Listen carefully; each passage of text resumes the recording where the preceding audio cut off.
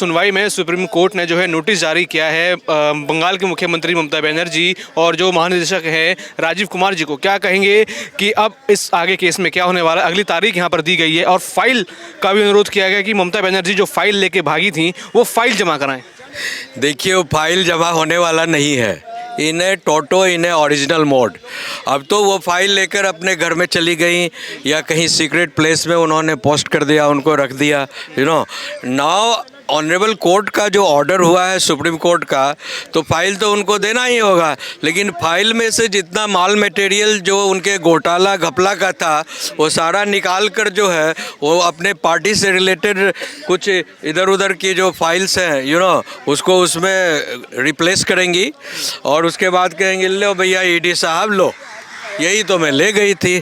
तो ये अगर अब छोटी सी बात समझने की है कि अगर वो फाइल में सीक्रेट राज नहीं रहता ममता बनर्जी के कारनामों का और घोटालों का और आईपैक के घोटालों का, तो वो फाइल अगर पार्टी से उनके टीएमसी से रिलेटेड था तो क्यों नहीं उन्होंने फाइल को जो है अपने टीएमसी अपने दफ्तर में रखी या टीएमसी आईपैक अपने दफ्तर में रखी। प्रतीक अपने जैन जो है अपने पर्सनल बेडरूम में क्यों रखे हुए थे उसको? इनफैक्ट ये जो था घोटाले का 100% फाइल था। अब ऑनरेबल कोर्ट के ऑर्डर पर वो जो डिलीवर करेंगी ईडी को, तो सारा मटेरियल जो है उसमें बदल कर जो पार्टी से रिलेटेड मटेरियल इंसर्ट कर देंगी और कहेंगे जा ले जाओ इसको। जैसे भी सुप्रीम कोर्ट तो राज जो है अब तक राजी रह गया, समझे। और वो जो इन्वेस्टिगेशन मोड में था, इन पर एक कोएर्सिव एक्शन इमीडिएटली होना चाहिए था। और जो हमारे वकील साहब जो कपिल सिब्बल जी जो स्टेट के बंगाल सरकार की तरफ से और ममता जी के तरफ से बहस कर रहे थे और मनु साहब जो बात कर रहे थे, सिंघवी साहब जो कर रहे थे, वो इस तरह से प्रोजेक्ट कर रहे थे। It was nothing, it was just a party related information and ED. अगर आपका और Mamata Banerjee did not came in the capacity of the state CM, तो भैया अगर आप स्टेट सीएम के रूप में नहीं आई थी, जस्ट एक पार्टी का फाइल ही कलेक्ट करना था, आप किसी को फ़ोन कर कर बोल देते कि भाई हमारा जो पार्टी का फाइल है वहाँ दिखा देना, देख लो पार्टी का फाइल है, और वो ले आना उसको। Because ED has nothing to do with the activities of party file.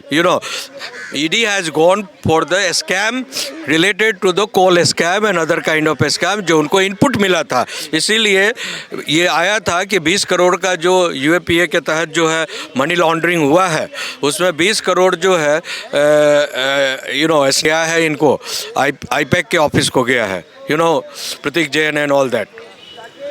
तो ये क्रिस्टल क्लियर है कि पूरे चीज़ों को घुमाने के लिए और छुपाने के लिए इतना बड़ा नौटंकी जो ममता बनर्जी एंड कंपनी ने किया, और आज जब पकड़ी गई और उसके बाद क्या उन्होंने फॉल्स FIR भी कर दिया ईडी पर, जो सेंट्रल इंडिपेंडेंट एजेंसी है।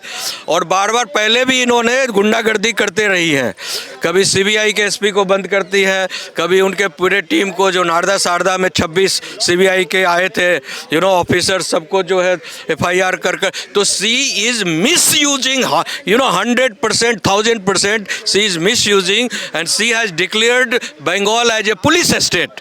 पुलिस को अपने पॉकेट का वो घुंगरू समझती है, और जहाँ होता है जैसे भी होता है वहाँ उसको फेंक देती है।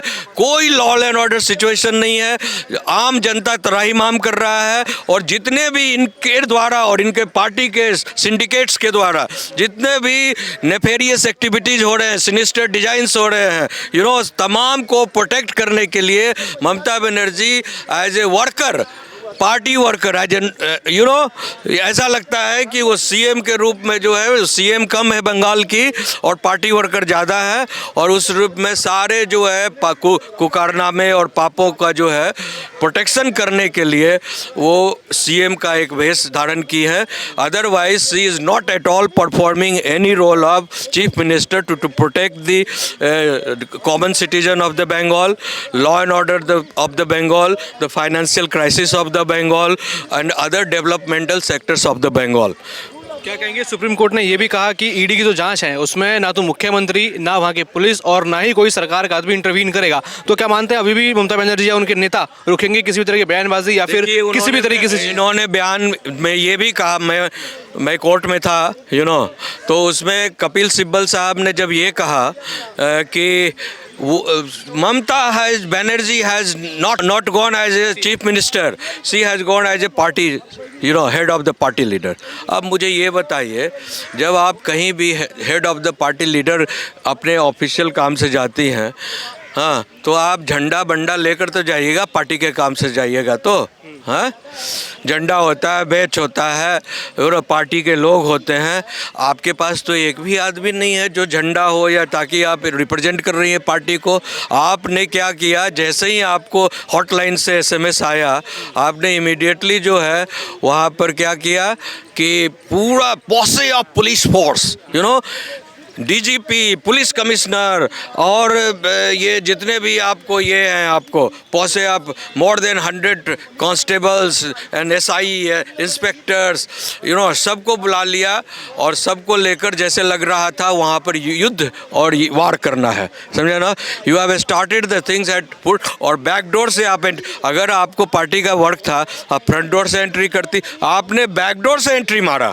अब बैक डोर से एंट्री मारकर ईडी के कस्टडी में जितनी भी फाइल्स थी आपने उतने सारे पुलिस फोर्स को दिखाया और अपना दबंगई दिखाई और इलीगली जो है आपने सारा चीज़ उनके कस्टडी से कलेक्ट करते हुए pen drives, laptop, green files and और अदर सेवरल फाइल्स, एक एक कागज़ का टुकड़ा आप लेकर भाग गई। तो क्या आप क्या चाहते, आईपैक का अगर पॉलिटिकल डिजाइन ऑफिस है तो क्या आईपैक केवल ममता बनर्जी का ही काम करती होगी? और भी तो कंपनी का और भी पार्टी का काम करती होगी। तो आपने तो सारा ऑफिस का जितना भी कागज़ पत्तर था सब लेकर भाग गई। इसका मतलब वो आपका प्लांटेड ऑफिस है और आप उस ऑफिस के द्वारा जितने भी घोटाले और गफले और क्रिमिनल डिजाइंस, नेफेरियस डिजाइंस, हवाला के थ्रू जो पैसा आता जाता है और इंटरनेशनल फंडिंग्स जो हो रहा है, जो भारत को डिस्टेबलाइज करने के लिए जो पैसा आता जाता है और बांग्लादेशी को प्रोटेक्ट करने के लिए और रोहिंग्याओं के प्रोटेक्ट करने के लिए और क्रॉस बॉर्डर टेररिज्म को फैलाने के लिए, ये जितने भी तरह के नेफेरियस डिजाइंस वर्क हैं, बिकॉज आप चाहती हो कि बंगाल, वेस्ट बंगाल को जो है बांग्लादेश के साथ मिलाकर और झारखंड, बिहार और अन्य राज्यों के जो बॉर्डर एरिया हैं उसको डिक्लेयर कर हम एक बंग देश बना दें। भारत से आप सेपरेटिस्ट का मूवमेंट चला रही हो, वहाँ भारत से अलग होना चाहती हो, अपने को खुद को प्रधानमंत्री डिक्लेयर करना चाहती हो बांग्लादेश का, जिस तरह से नेहरू ने किया, जिन्ना ने किया। मिनट नहीं लगता है कि देश को तोड़ने के लिए उसी तरह वही रोल जिसने नेहरू और जिन्ना ने किया था, वही रोल जो है आज जो है ममता बनर्जी वेस्ट बंगाल में कर रही है। भारत के से टुकड़े होने के लिए वो सारा डिजाइन नेफेरियस डिजाइन है उनका, और गोलबंद होकर ये कहीं से जो है वो मतलब उसमें जितने भी, इसीलिए रहस्यमयी जो जितने इन्फॉर्मेशन थे उसको लेकर भाग गई। अब तो उनका जो FIR किया हुआ था उस पर स्टे लग गया है, ऑनरेबल कोर्ट, सुप्रीम कोर्ट ने स्टे कर दिया है। और मुझे तो मालूम था वो तो क्वैश भी हो जाएगा, बिकॉज कोई भी सेंट्रल एजेंसी जो जैसे CBI है, ED है, वो इंडिपेंडेंट पार्लियामेंट द्वारा पावर उसको है, कहीं भी जाकर जो अगर कुछ इनपुट मिलता है तो किसी का भी इन्वेस्टिगेशन कर सकती है अगर वो लिंक पाती है। तो उन्होंने गलत किया है, इनकी सज़ा इनको मिलेगी। और मैं आपको बता दूं, सेंटर स्टेट रिलेशनशिप के तहत जो है संविधान की जो article 256 and 257 clause 1 read with article 365, समझे, इसके तहत जो है, और 357, 356 इसके तहत जो है इसमें वहाँ पर राष्ट्रपति शासन भी लग जाएगा। बहुत संभावनाएं हैं, बिकॉज उन्होंने सारे जो केवल BNS की धारा के तहत क्राइम नहीं किया है कि थेफ्ट का केस है और स्नैचिंग का केस है या इंटिमिटेशन का केस है। इसके अलावा उन्होंने जो भारत के संविधान का जो सेंटर स्टेट रिलेशनशिप जो के क्लाउजेज हैं सारे को वायलेट किया है और उन्होंने एक खुद से फिर से क्रिएट किया है। उनको लगता है कि केवल गवर्नर के रिपोर्ट पर ही राष्ट्रपति शासन लगता है।